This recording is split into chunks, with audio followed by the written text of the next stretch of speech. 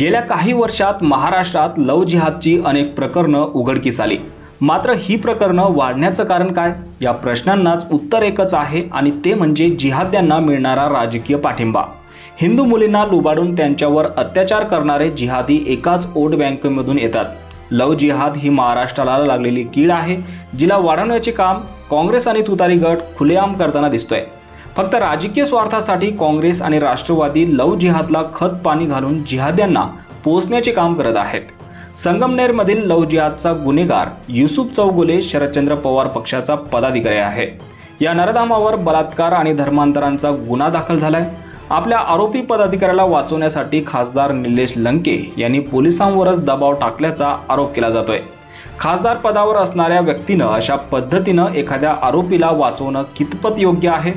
Love जिहाद असा काही प्रकार नसतोच असं म्हणणाऱ्या जितेंद्र आव्हाड आणि सुप्रिया सुळेंना उरणच्या दलित लेकीचा गेलेला जीव दिसत नाही का?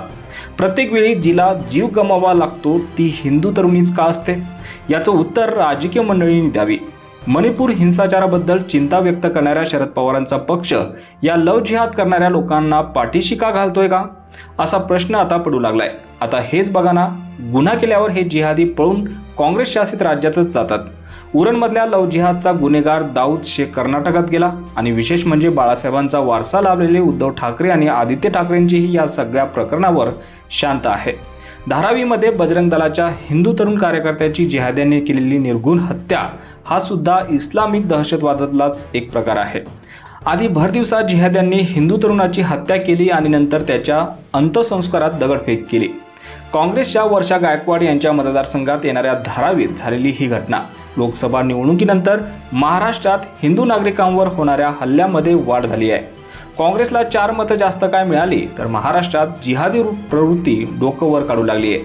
हीच वेळ आहे हिंदूंनी एकत्र येण्याची आणि येणाऱ्या निवडणुकीत डोळे उघडून मतदान करण्याची।